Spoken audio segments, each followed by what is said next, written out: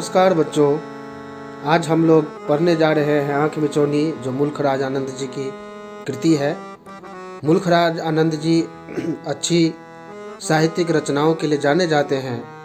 ये पाठ केवल पढ़ने के लिए है, इससे प्रश्नोत्तर नहीं आएंगे।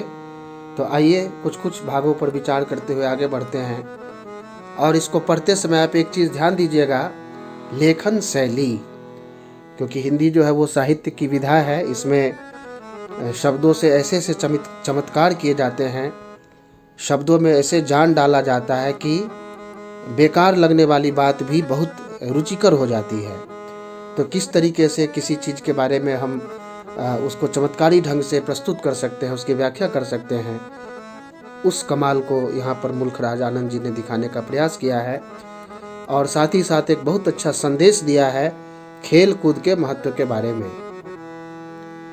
बचपन में मैंने बहुत सारे खेल खेले हैं। हमारे मोहल्ले के सभी बच्चे मिलकर खेलते थे। गिल्ली डंडा, पतंगबाजी, कंचे, वो जो शीशा की गोली होती है उससे कुछ बच्चे जुआ वगैरह भी खेलते हैं, उसको कंचा बोला जाता है, लट्टू चलाना आदि आदि आदि आदि सारे खेल अलग अलग तरीके से खेले जाते हैं। ये जितने भी खेल हैं वो सब हम लोगों ने अपने बचपन में खेला है। तो उन्हें अपनी बचपन की याद ताज़ा हो आई है। और इस लेख के माध्यम से मुल्खराज जी ये बताना चाह रहे हैं कि किस प्रकार से ये हमारे स्वदेशी खेल हैं सारे के सारे। इंडिजिनस गेम आपने सुना होगा अंग्रेजी में। कुछ खेल जो आयात किए गए हैं बाहर से, विदेशी खेलों की श्रेणी में आते हैं, और कुछ खेल हमारे हैं जो हमारे देश में बने हैं। उसमें कुछ खेल सार्थक हैं, कुछ निरर्थक भी बन गए हैं।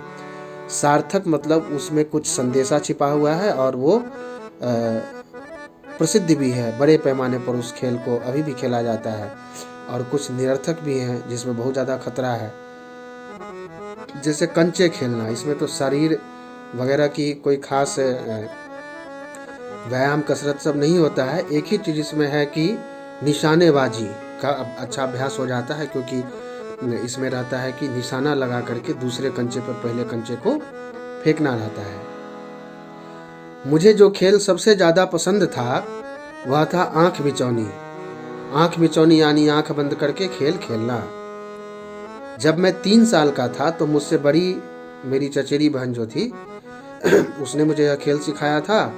उसने मुझे हथेली से आँख बंद करने के लिए कहा और कहा कि कहीं जा कर के छिप जाओ, और वो भी छिप गई। फिर उसने मुझे बुलाया कि आओ और मुझे ढूंढो। मैंने उसे धोखा दिया था। मैंने अपनी अंगुलियों के बीच कुछ दरार छोड़ दी थी ताकि ये देख सके कि वो कहाँ पे छिपी है। तो लेखक अपनी ईमानदारी यहाँ पे दर्शा रहा है कि वो बचपन में उसने कुछ बेईमानी की थी, कुछ चोरी किया था छोटा मोटा। उसको लिखना यानी सार्वजनिक रूप से स्वीकार करना बड़ा साहस का काम है। डायरी लेखन, इसलिए मैं बराबर कहता हूँ आप लोगों से कि डायरी लेखन क्या कीजिए। आगे सुनिए। मैं इधर उधर दौड़ता रहा, बरामदे में और कमरों में भी, लेकिन मैं नहीं चाहता था कि उसे पता भी लगे जब तक वह चारपाई के नीचे से झांकती हुई दिखाई नहीं देती है। और फिर मैं हंसा और ठट्ठा लगाया, जैसे कि मैंने वाकई हर जगह खोज पड़ताल के बाद ही उसे पकड़ा हो। जैसे जैसे मैं बड़ा होता गया मुझे लगा कि इस खेल में बड़ी चतुराई की ज़रूरत है, क्योंकि मैं कई लड़कों के साथ खेलने लगा था। और वाकई यदि आपने कभी चोरी नुक्की भी बोलते हैं इसको, तो आपने कभी खेला होगा तो देखा होगा कि खोजने के समय बड़ा ध्यान से सुनना पड़ता है। कहीं कोई आहट तो नहीं, कहीं किसी के कदम की आवाज़ तो नहीं, कहीं कोई पर्दा तो नहीं हिल रहा है। चारों ओर सरसरी निगाह दौड़ानी पड़ती है ताकि कम समय में हम किसी चीज़ को खोज सकें। तो ये खेल जो है इसमें चतुराई की ज़रूरत तो पड़ती है। चौचंक रहना, होशियार रहना, चारों ओर निगाह रखना, इन सब गुणों का विकास होता है।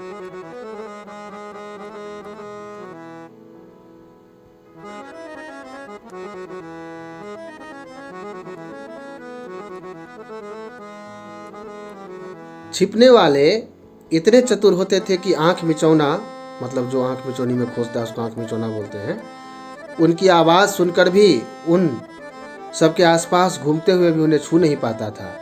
जो हम लोगों के बीच जज होता था वह आँख मिचौना की आंखें अपनी हथेली से ऐसे मांझ कर रखता था कि जब तक सब छिपने वाले छिप न जाएं उसे कुछ भी दिखाई नहीं देता था। होता यह था कि इस खेल में जो सबसे छोटा था वही अपने से बड़ों को पकड़ने के लिए चुना जाता था, क्रिकेट वगैरह भी अगर आपने बचपन में खेला, बचपन में तो आप हैं ही, तो यदि आप खेलते होंगे तो देखते होंगे कि जिसकी बैट है वो कहता है कि हम ही बैटिंग करेंगे, हम बॉलिंग करेंगे ही नहीं। उसी तरह से कोई छोटा है अगर तो सब कहते कि नहीं, चोरी तुम करो, चोर तुम बनो, फील्डिंग तुम करो। तो इस खेल में भी वही होता था, जो सबसे छोटा है उसको बार बार कहा जाता था कि तुम चोर बनोगे, मतलब कि तुम्हारी आंखें हम बंद करेंगे, जिसको आंख मिचौना बोलते हैं। तो जो बेचारा सबसे छोटा चंगुल में पकड़ा गया उसको बार बार चुना जाता था, और वो भी क्या करता, अब बाकी बड़े बच्चे अपना मजा लेते थे, सब जहां तहां जाकर छिप जाते थे।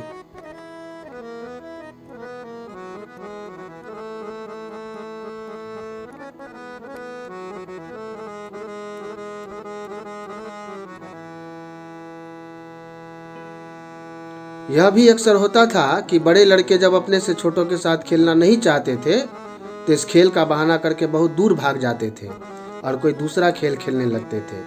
कई बार मेरे साथ यह हुआ कि मैं अकेला पढ़कर रोने लगता था, लेकिन इस खेल की चालबाजी समझकर मैं इस काबिल हो गया था कि गांव के छोटे बच्चों के साथ इस खेल को खेल पाता था। और एक बार मेरे साथ भी हुआ था, मैं खेल रहा था और जब मुझे मेरा मन भर गया तो मैं छिपने का बहाना करके बहुत दूर दूसरे फील्ड में चला गया।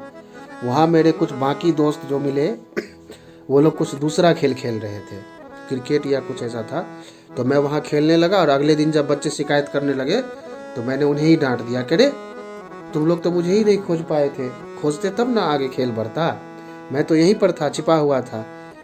छिपते छिपते छिपते शाम हो गई, तुम लोग कोई आए नहीं, इसीलिए परेशान होकर के मैं वापस घर चला गया था।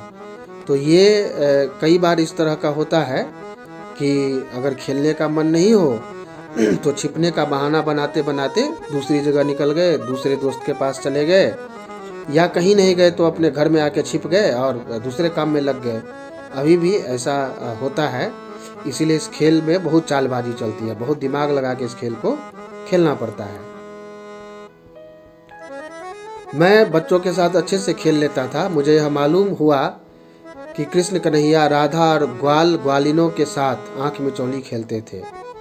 कृष्ण भगवान के बचपन की लीला है। बड़े होने के बाद भी वह खेल बहुत उत्साह से मैं खेलता हूँ।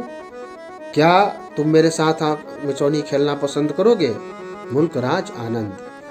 तो लेख के अंतिम पंक्तियों में उन्होंने इस खेल के महत्व पर प्रकाश डालते हुए यह तक कह दिया कि इतना बड़ा और इतना पुराना ये खेल है कि कृष्ण भगवान अपने बचपन में भी इस खेल को खेलते थे, और आज से कम 5-6 हजार वर्ष पहले तो वो हुए ही होंगे।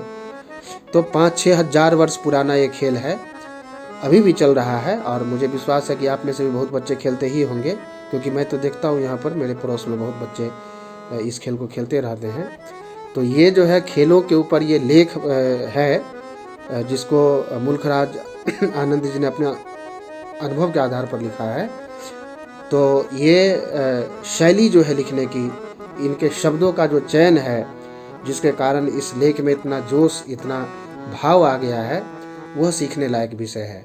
तो आपको भी यदि कभी कुछ पढ़ने के लिए, कुछ लिखने के लिए मिले तो आप प्रयास करें कि इतने सुंदर शब्दों का चयन किया जाए कि अच्छे से आप उसको लिख सकें। तो ये हम लोगों ने लेख पढ़ा, मुझे उम्मीद है कि आपको ये पसंद आया होगा। इसमें प्रश्नोत्तर नहीं होंगे, ये केवल पढ़ने के लिए था। अगले वीडियो में फिर जल्दी मुलाकात होगी, तब तक के लिए नमस्कार।